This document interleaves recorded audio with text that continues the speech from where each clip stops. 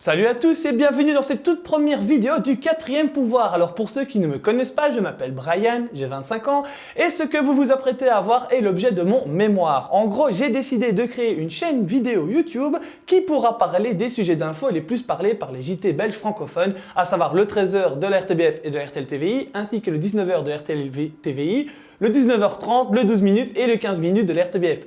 Bref, le but final, ce serait de faire sortir une vidéo toutes les 2 semaines qui reprendra quelques sujets et vous l'expliquer. Alors, puisqu'il s'agit de l'épisode pilote, beaucoup de choses doivent sûrement encore évoluer. Je vous demanderai donc de bien vouloir regarder l'épisode en entier et ensuite m'écrire des critiques constructives, j'insiste sur ce point, la façon de traiter les sujets, donc l'humour, la façon de parler, les décors, le montage, etc., etc. Bref, pour avancer et essayer de faire mieux pour la prochaine vidéo. Enfin, puisque je travaille beaucoup, il est normal que les premières vidéos ne vont pas sortir toutes les 2 semaines, comme je le voudrais, ça sera pour beaucoup plus tard. La prochaine vidéo d'ailleurs peut sortir dans un mois, même plus. Alors, si jamais elle sort, vous serez très vite au courant et elle sortira. Bref, c'est avec plaisir que je vous laisse et j'espère que la vidéo qui suivra vous apprendra certains trucs. Ciao ciao et merci d'avance.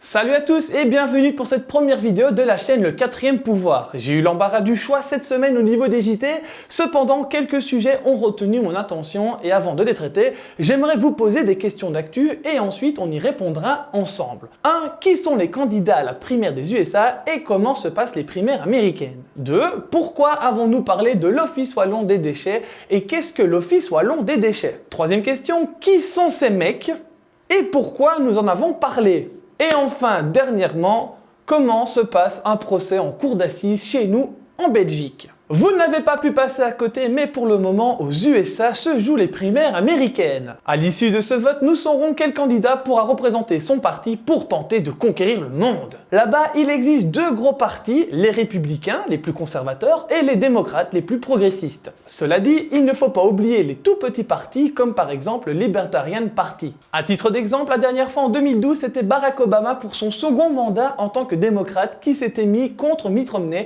qui représentait les républicains. Mais puisqu'Obama ne peut plus se représenter car on ne peut être que 2 fois élu président, ça se bouscule dans les starting blocks. Alors du côté des démocrates, ils étaient 5 à commencer et aujourd'hui ils ne sont plus que 2. Bernie Sanders et Hillary Clinton. Bernie Sanders, sénateur du Vermont, se dit démocrate socialiste. Son problème, c'est que beaucoup disent qu'il est trop vieux. Il a quand même 74 ans. D'un côté, il a marché aux côtés de Martin Luther King, c'est quand même une image forte, mais d'après ce que disent les journalistes, il n'aurait pas les votes de la population afro-américaine. En effet, les Afro-Américains seraient plus amenés à voter pour l'ex-première dame des USA, compagne de Bill Clinton qui était président des USA durant les années 90, Hillary Clinton. Ah non, ça c'est pas Hillary Clinton, ça c'est Monica Lewinsky, l'une des maîtresses de Bill Clinton lorsqu'il était président. Hillary Clinton, c'est elle.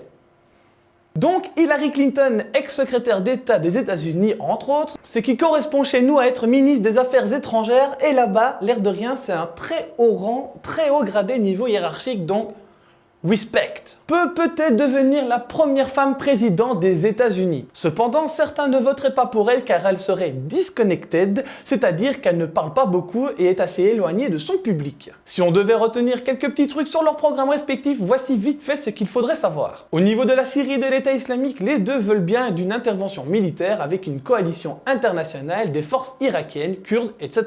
Hillary aimerait intensifier la lutte contre l'État islamique, tandis que Bernie, lui, reste assez distant sur ce sujet. Niveau immigration, Bernie considère que les immigrés doivent être mieux accueillis et qu'il faut supprimer les camps de réfugiés. Par contre, la petite dame pense sensiblement la même chose au point de vue de l'accueil, mais en plus, elle demande à ce qu'un processus soit amené pour que ceux arrivés sur le sol américain puissent demander la nationalité américaine dans les 100 jours. Niveau santé, Bernie Sanders aimerait aller plus loin que l'Obamacare avec le Medicare for All. Il propose de créer une couverture santé publique et universelle, unique pour chaque Américain, payé par de nouveaux impôts. Il faut vite savoir que l'Obamacare est un premier pas pour l'accès aux soins pour tous, où plusieurs présidents auparavant s'étaient cassés les dents avant même d'avoir pu faire ce qu'Obama a fait. Ce n'est pas rien quoi. De son côté, Clinton mettra l'accent sur l'accessibilité des assurances santé, la fin des déserts médicaux, ainsi que sur la réduction des prix des médicaments prescrits. Niveau enseignement, c'est le cheval de bataille de Bernie. Il propose tout simplement la gratuité des universités en taxant Wall Street et en mettant de nouveaux impôts. Pour elles, par contre, le taux de prêt des étudiants seront réduits, elles vont instaurer une bourse universitaire contre 10 heures de travail hebdomadaire et veulent l'accès à une école maternelle de qualité dès l'âge de 4 ans. Passons maintenant dans l'autre camp, chez les Républicains. Au début, ils étaient une bonne dizaine et aujourd'hui, ils ne sont plus que 3. En effet, ce matin même, avant de commencer le tournage de l'épisode, j'ai appris que Marco Rubio avait jeté l'éponge. Donc, ils étaient 3 et il n'en restera plus qu'un. Les 3 restants, les voici. John Kasich, qui possède entre autres le soutien du gouverneur musclor Arnold Schwarzenegger. Ted Cruz, bien entendu. Et le dernier, vous le connaissez sûrement, à moins que vous ne viviez dans un igloo. Et si c'est le cas, c'est cool.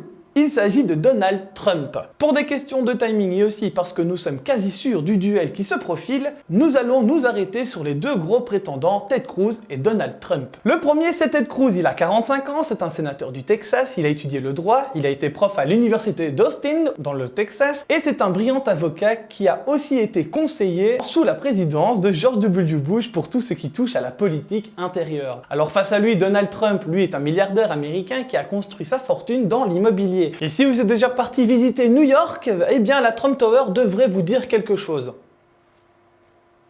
Il est connu aussi pour être animateur de l'émission The Apprentice où le but est de mettre plusieurs candidats en compétition pour dégoter un job chez lui. Côté programme, voici ce que ça donne avec ces deux-là. Avec l'État islamique et la Syrie, Ted Cruz veut retirer la citoyenneté américaine aux Américains partis combattre dans une organisation terroriste.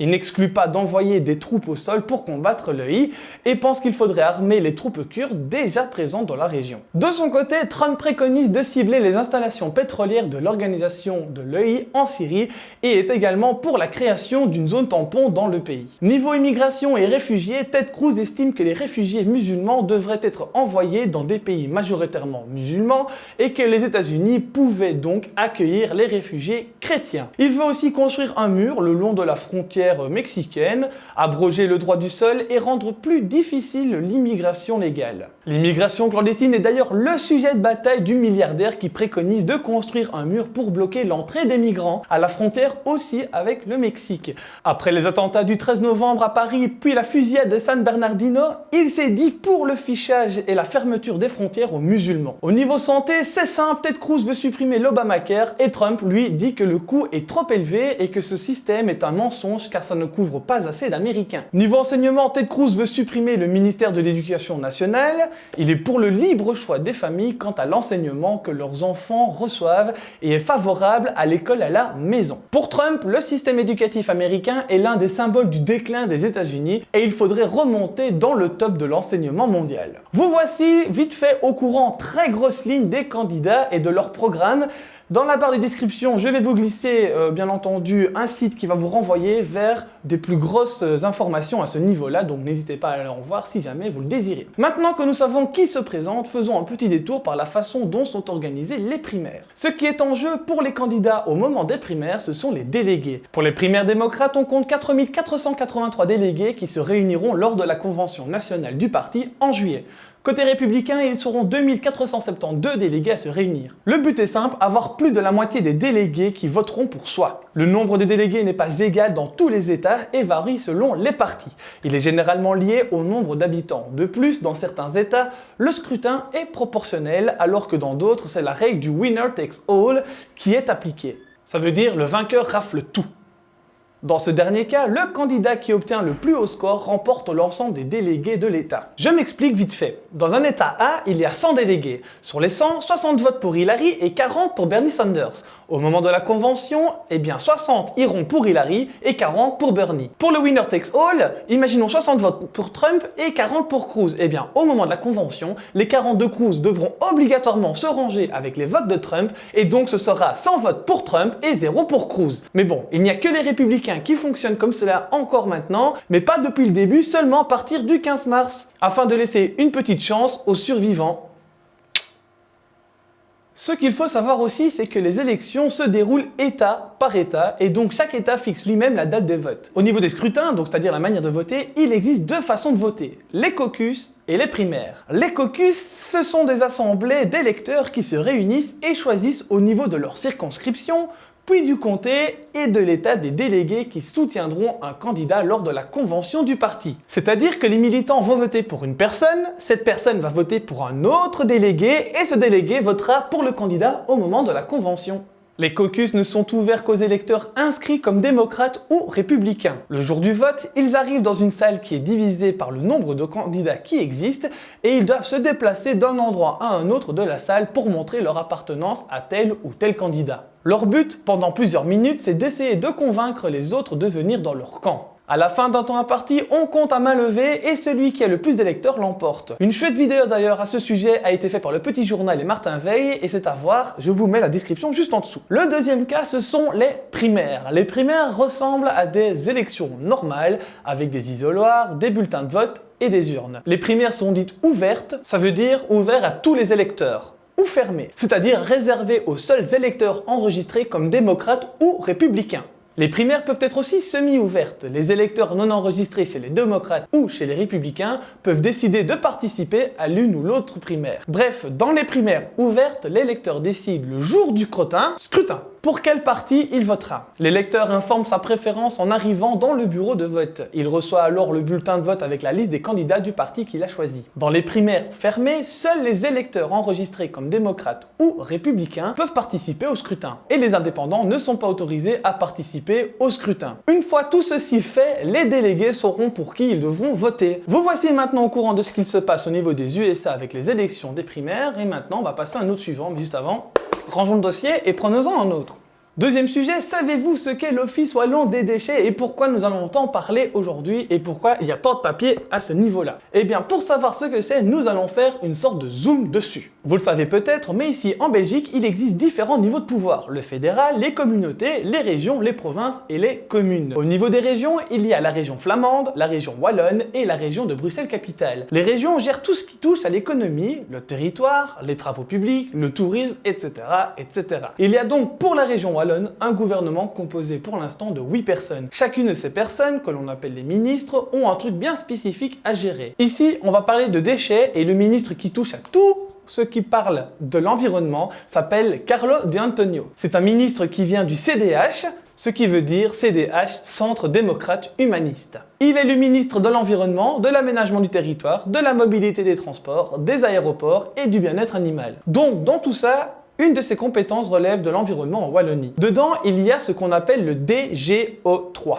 Ouais, le DGO3, faut pas commencer à chercher, en gros ça veut dire la Direction Générale Opérationnelle et le 3 veut dire l'agriculture, les ressources naturelles et l'environnement. Dans ces missions, on peut relever entre autres ceci. Déjà 1, il assure la mission d'autorité liée à l'environnement, à l'agriculture et à la sylviculture fixée par les textes législatifs et deuxièmement, il élabore les dispositions en matière de gestion des déchets avec la prévention en priorité ainsi que celles relatives à la protection et l'assainissement des sols et des sous-sols. Pour arriver à réaliser ces missions, ils ont subdivisé le tout en 11 départements plus spécifiques. Comme vous pouvez le voir ici, on y va le département de la nature et des forêts par exemple, et ici, il y a ce qu'on appelle le département des sols et des déchets qui traite de la politique des déchets, des instruments économiques, des infrastructures de gestion des déchets, de la protection des sols et de l'assainissement des sols. Ce département qui reprend aussi l'Office wallon des déchets a plusieurs missions, dont le fait de remettre des avis concernant l'exploitation des entreprises de gestion des déchets. Il y a aussi le fait d'assurer l'application des dispositions fiscales relatives aux déchets. Il faut aussi assurer le développement de la politique de protection et d'assainissement des sols. De plus, il faut savoir aussi que l'Office wallon des déchets est une entreprise régionale sans personnalité juridique, bénéficiant à ce titre d'une autonomie budgétaire. Et c'est sur la fin de ce que je viens de dire que tout a pété et qu'il y a eu plusieurs tuiles dont le journal L'Avenir a parlé. On en a beaucoup parlé dernièrement de l'Office wallon des déchets à cause notamment de quelques faits divers qui remettent fort en cause sa gestion. La première tuile, c'est parce qu'un comptable de l'Office wallon des déchets, René Tonneau, aurait détourné sur son compte en banque quelques euros, sans que personne ne s'en aperçoive pendant plusieurs années. Pendant les 2 semaines où les autorités l'ont cherché, il s'est rendu à Bastogne, à Namur, à Anvers,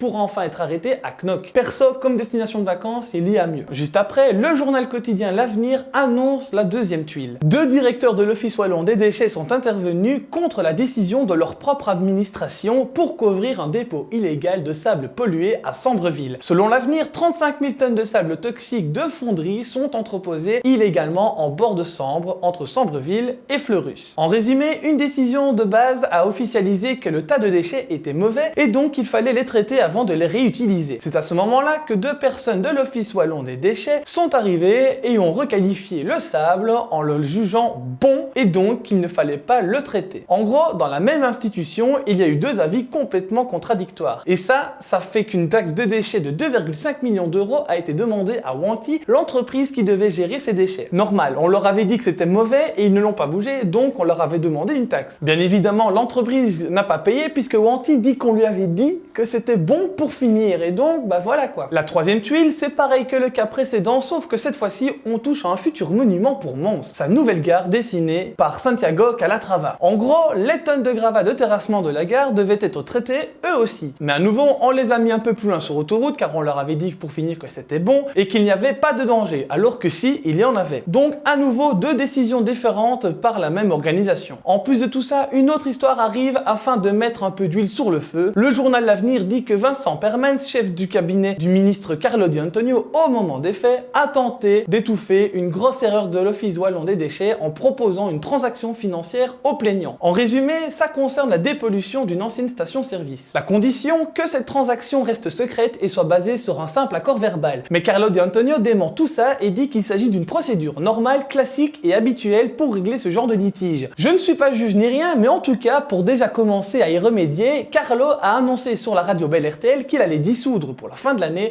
l'Office wallon des déchets et que ça allait revenir sous la tutelle du cabinet de l'environnement, ce qui permettra de mieux voir et contrôler ce qui s'y passe. En gros, là maintenant, je me suis tué à faire tout ça pour rien. Bon, le sujet sur l'Office wallon des déchets est fait, maintenant passons au suivant. 2 dossiers, on continue. Le 3e sujet, celui des migrants, c'est un sujet assez complexe, mais en tout cas j'espère que vous avez eu le temps de savoir qui sont ces 2 personnes.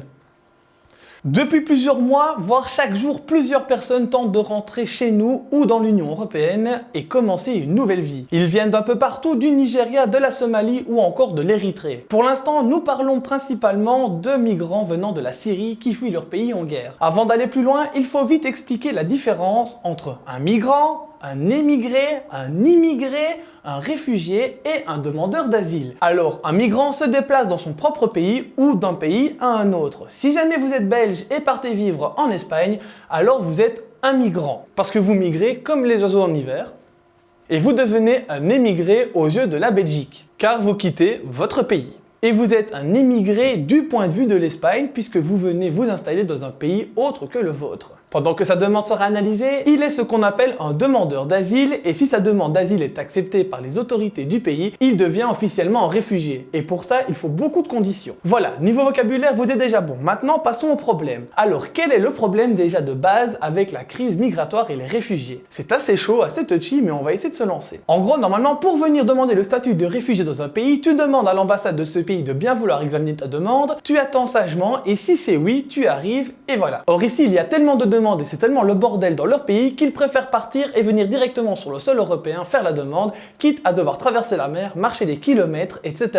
Donc c'est vraiment dangereux pour leur vie, mais à l'air de rien, ils le font quand même, comme quoi ils ne le font pas pour rien. Pour continuer, le problème, comme vous pouvez le voir sur cette carte ici, les 2-3 pays de l'UE les plus facilement accessibles pour les migrants, c'est la Grèce, l'Italie et la Hongrie. Ok, vous ne voyez rien, grand écran. Et les migrants qui arrivent sur le sol de l'UE doivent directement s'enregistrer dans le pays où ils sont arrivés, à savoir la Grèce, l'Italie ou la Hongrie, et ils ne peuvent normalement pas bouger. Parce que c'est une loi internationale stipulant qu'il faut analyser chaque demande et voir si la personne peut bénéficier du statut de réfugié ou pas, et qu'on ne peut pas renvoyer une personne chez elle, tout simplement. Mais ça coûte pas mal d'argent. Et ils ne peuvent pas tous gérer, d'autant plus qu'on connaît déjà la situation économique de la Grèce, et franchement, ça commence à faire beaucoup pour eux. Donc, lors d'un sommet européen, il a été convenu que la plupart des migrants qui sont sur le sol grec, italien ou hongrois vont être dispersés un peu partout en Europe. Et ce sommet européen est demandé par Donald Tusk, chef du Conseil européen. Le Conseil européen réunit les dirigeants des pays membres de l'UE afin de définir les priorités politiques de l'UE, l'Union européenne. Il représente le plus haut niveau de coopération politique entre les pays de l'UE. Il est placé sous la direction d'un président permanent, à savoir aujourd'hui, comme je l'ai dit, Donald Tusk, qui est un Polonais. Il ne peut faire que 2 mandats de 2 ans et demi, et avant lui, Cocorico, c'était Herman Van Rompuy, un Belge bien de chez nous. Le Conseil européen décide des grandes orientations et priorités politiques de l'UE, mais n'adopte pas d'actes législatifs, il ne propose pas des lois. Il définit la politique étrangère et de sécurité commune en tenant compte des intérêts stratégiques de l'UE et des implications en matière de défense. Il désigne et nomme les candidats à certaines hautes fonctions de l'UE, comme la présidence de la BCE, oui, la BCE, Banque Centrale Européenne, et de la Commission. C'est un peu comme le gouvernement européen, quoi. Et donc, lors du dernier sommet, le Conseil européen a invité la Turquie à la table puisqu'elle joue un grand rôle avec les migrants syriens, entre autres. Avant d'arriver en Grèce, beaucoup passent par la Turquie. C'est le Premier ministre turc Ahmet Davutoglu qui est venu à Bruxelles parler de ce problème. Un accord a été trouvé entre les 28 membres, entre eux et entre les 28 membres et la Turquie. La décision des 28, c'est simple, fermer la route des Balkans. Comme ça, les autorités arriveront à mieux concentrer les gens et savoir les dispatcher ensuite et surtout à savoir ce qu'il se passe. En plus, ce sera moins dangereux pour eux. Et l'accord qu'ont passé les 28 membres de l'UE et la Turquie concernant les migrants comporte plusieurs points. Les Turcs veulent bien nous aider à condition de 1. Leur donner 3 milliards d'euros pour les aider financièrement, en plus des 3 milliards d'euros qu'on leur devait déjà en septembre 2015. 2. L'UE va accélérer la libéralisation des visas pour les ressortissants turcs. 3. L'UE laisse entrevoir l'ouverture pour la Turquie de rentrer dans l'UE. Mais il faut avouer que ce sera difficile pour eux puisque la Turquie ne répond pas à plusieurs normes, dont notamment la liberté de la presse. Rappelons quand même que le président Erdogan vient de censurer tout simplement un journal écrit d'opposition. Donc, voilà quoi. Voilà. Et 4, ils ont mis sur place une sorte d'échange afin d'arrêter le trafic des passeurs. Les passeurs, ce sont ceux que les migrants payent une fortune pour pouvoir passer sur un bel bateau. Et donc de contrôler davantage le flux et tout le reste. En gros, l'accord, c'est que les 28 pays s'engagent à accepter pour chaque Syrien renvoyé vers la Turquie, un autre qui ne serait pas passé par la clandestinité et qui aurait attendu dans le camp turc qu'un pays européen veuille bien de lui. En gros, tu essayes de contourner la loi et passer devant les autres, tu repars à la case départ et le premier de la file pourra passer. On vient de finir le sujet avec les migrants, maintenant passons au dernier sujet, et celui-là, il est sympa aussi, vous allez voir. Le dernier sujet va parler un peu de justice suite à un fait divers qui a fait beaucoup parler de lui, celui du procès de Rita et Benoît Hanquinet. Le rappel des faits. La nuit du 1er au 2 mars 2013, Rita Hanquinet avait mis fin au jour de ses 2 enfants handicapés, Arnaud 24 ans et Audrey 26 ans. Jusque là vous allez me dire, ouais et alors? Mais moi je vous demande, comme je l'ai dit, savez-vous quelle cour a jugé l'affaire et aussi comment ça se passe un jugement en Belgique en cour d'assises? En gros résumé, quand il y a des morts dans l'histoire, sauf en matière d'accident de la route, ça c'est encore à part. Ça ne chipote pas, on va directement dans la cour d'assises. La cour d'assises est un tribunal pénal chargé par la loi belge de juger les crimes. C'est-à-dire des comportements punis d'une peine de prison allant de 5 ans au moins jusqu'à la réclusion à perpétuité. D'ailleurs, petite anecdote, le meurtre et la mort d'une personne sans qu'on ait vraiment voulu la tuer, ça fait 10 ans que je suis avec ma compagne, une dispute éclate, sans faire exprès, je la pousse, et malheureusement, oh là là, pas de chance, elle meurt. Et l'assassinat, c'est lorsqu'on a voulu et préparé l'acte. Par exemple, j'ai bien aiguisé mon couteau et regardé s'il n'y avait personne avant de tuer la personne qui avait pris le dernier chocolat. Sacrilège! Il existe une cour d'assises dans chaque province. Les procès qui s'y déroulent nécessitent généralement plusieurs séances, appelées audiences. L'accusé est assisté par un avocat qui assure sa défense. Les victimes qui demandent la réparation du tort subi, appelées les parties civiles, sont elles aussi assistées par un avocat. De plus, devant la cour d'assises, la société, vous, moi, tout le monde, quoi, la société, qui demande des comptes à l'accusé est représentée par l'avocat général qui accuse le suspect et demande sa condamnation. Aux assises, les juges ne sont pas des magistrats comme au tribunal correctionnel. On va prendre des grosses pincettes, c'est un mec qui dit « Ok, vous avez frappé un mec et vous avez insulté un flic, alors frapper ça va chercher 3 mois et insulter un flic ça prend 2 mois, donc je vous colle 5 mois de prison puisque c'est votre première fois, je vais pas aggraver le truc donc 5 mois, c'est bon, tape là. » Mais ce sont de simples citoyens, comme presque vous et moi. On les appelle les jurés. Eux seuls décident de la culpabilité de l'accusé. En revanche, pour décider de l'importance de la peine infligée aux condamnés, les jurés sont assistés par 3 magistrats professionnels qui composent la cour et dont le président a conduit les débats durant tout le procès. Les jurés sont souvent au nombre de 12 plus des suppléants. Eh bien oui, des suppléants, parce que l'air de rien, s'il y en a un qui claque ou s'il y en a un qui sait pas venir, il faut quand même le remplacer, ils doivent être 12. Et en plus, le nombre de suppléants varie en fonction de l'importance de l'affaire. Pour être juré, il faut être belge, avoir entre 30 et 60 ans, savoir lire et écrire, ne pas avoir été condamné par la justice à une peine qui prive des droits civiques et être en bonne santé mentale. Je ne serai jamais juré. Le jury populaire est censé représenter l'opinion de l'ensemble de la société qui demande des comptes à l'inculpé. Alors maintenant que vous savez ça, peut-être que vous vous demandez comment se passe un procès en assises. Eh bien, un procès en cour d'assises se déroule en plusieurs phases. La cour d'assises est composée, comme je l'ai dit, d'un jury qui est composé de 12 jurés et de ses suppléants, et de la cour, c'est-à-dire des magistrats professionnels. Le président et les 2 assesseurs. En Belgique, peu d'affaires passent devant la cour d'assises. En effet, chez nous, une technique procédurale particulière dite de correctionnalisation permet de renvoyer la plupart des crimes devant le tribunal correctionnel plutôt que devant la cour d'assises. Exemple dans le tas, le viol. Le procès en cour d'assises se divise en 4 parties. La première est ce qu'on appelle l'instruction d'audience, c'est-à-dire l'audition de l'accusé ou des accusés. Alors ici, c'était Rita et Benoît Anquinet. Du juge d'instruction, en gros, c'est lui qui ouvre une instruction, logique, c'est-à-dire un ensemble des devoirs d'enquête réalisés pour dépister les auteurs de délits, rassembler des preuves et prendre des mesures afin de porter éventuellement l'affaire devant le tribunal. Il doit chercher la vérité, que ce soit pour ou contre l'accusé. Mais aussi des enquêteurs, des experts, des témoins à charge et à décharge. La deuxième partie consiste en un débat sur la culpabilité. Toutes les parties vont à tour de rôle exposer leurs arguments quant à la culpabilité de l'accusé. Dans l'ordre chronologique, ce sont en premier lieu les avocats des victimes. C'est très rarement la victime elle-même. Je le dis quand même, mais c'est très rarement la victime elle-même, qui se sont déjà constitués partie civile durant l'instruction ou qui vont le faire. Ensuite vient l'avocat général, ou le procureur qui représente l'accusation, le ministère public, bref, vous et moi. Et enfin, ce sont les avocats de la défense qui plaident. Les parties civiles et l'avocat général vont devoir démontrer la culpabilité de l'accusé, tandis que les avocats de la défense vont plaider soit son acquittement, soit, si jamais il a un aveu, sur les circonstances et le contexte. Les répliques permettent aux avocats des parties civiles et à l'avocat général de répondre aux arguments invoqués par la défense de l'accusé. La parole est donnée en dernière réplique aux avocats de la défense. Ensuite, le président de la cour d'assises, donc le magistrat qui préside la cour d'assises, doit donner la parole en tout dernier lieu à l'accusé lui-même en lui demandant s'il a personnellement quelque chose à ajouter pour sa défense. Une fois fait, les débats sont alors clos par le président. Le président de la cour d'assises invite ensuite le jury, composé de 12 jurés donc, à se retirer seul pour délibérer sur la culpabilité. Il va poser une série de questions auxquelles le jury devra répondre par oui ou par non. Par exemple, lors du procès de Rita et Benoît Anquinet, on se demandait si Rita Anquinet était en état de démence au moment des faits. C'est le président de la cour d'assises qui établit la liste des questions, qui les formule et les soumet au jury. Mais il ne sera pas présent lors de la délibération sur la culpabilité. Lors de la délibération, les 12 jurés discutent entre eux pendant parfois plusieurs heures et personne ne peut entrer dans leur salle de délibération, même pas leur GSM. Ouais, même pas leur GSM. Même pas ça. Rien.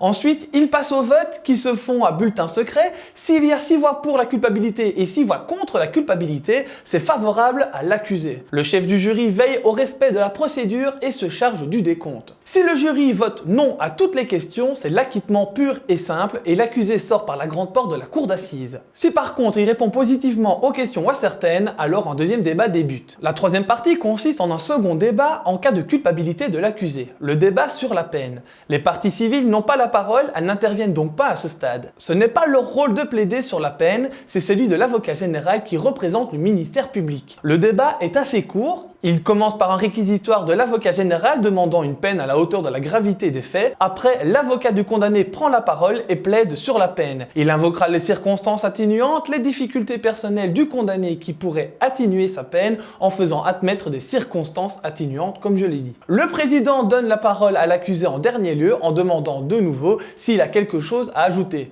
Le jury et la cour se réunissent alors ensemble pour décider de la peine qui sera infligée et surtout, il faudra motiver la condamnation qui sera prononcée. La motivation lors d'un procès, c'est hyper important. Il faut motiver sa décision. On ne peut pas dire comme ça j'aime pas ses cheveux donc non. Enfin là c'est motivé mais on peut pas quand même dire ouais 20 ans. Voilà. Non, il faut dire pourquoi. Par exemple, on a entendu que effectivement c'était dur, effectivement elle était peut-être sous des menaces ou des pressions ou quoi, donc voilà, donc on exige que non pas 20 ans mais 15 voire 10. D'ailleurs, Ethan Kinney a écopé de 10 ans de prison. Un dernier débat intervient alors en dehors de la présence des jurés et souvent en l'absence de l'accusé qui n'est pas obligé d'y assister. Le débat sur les intérêts civils. Les parties civiles vont plaider en demandant à la cour de condamner l'accusé à indemniser les victimes. L'avocat général donnera son avis et l'avocat de l'accusé plaidera sur les montants réclamés. Et voilà, ça y est, vous savez comment se passe en Belgique une cour d'assises, un procès en cour d'assises. Maintenant que ça c'est fait, on peut ranger le dossier et on se reverra peut-être pour un autre sujet. Alors voilà, c'est fini. J'espère que vous avez pu apprendre quelques petites choses et je vous donne rendez-vous pour une prochaine vidéo. D'ici là, n'hésitez pas à me laisser des commentaires sur la vidéo en écrivant ce que vous en avez pensé ou même tout simplement en critiquant, mais tant que c'est constructif, merci. Toutes mes sources sont dans un commentaire en bas ou sur le lien de la vidéo. On verra d'ici là comment je ferai. J'aurais pu essayer d'aller encore un peu plus loin, mais c'était déjà un peu fort long, donc ça n'aurait servi pas à grand chose. Bref, merci d'avance pour votre réaction et à bientôt, peut-être, pour ouvrir des nouveaux dossiers. Ciao!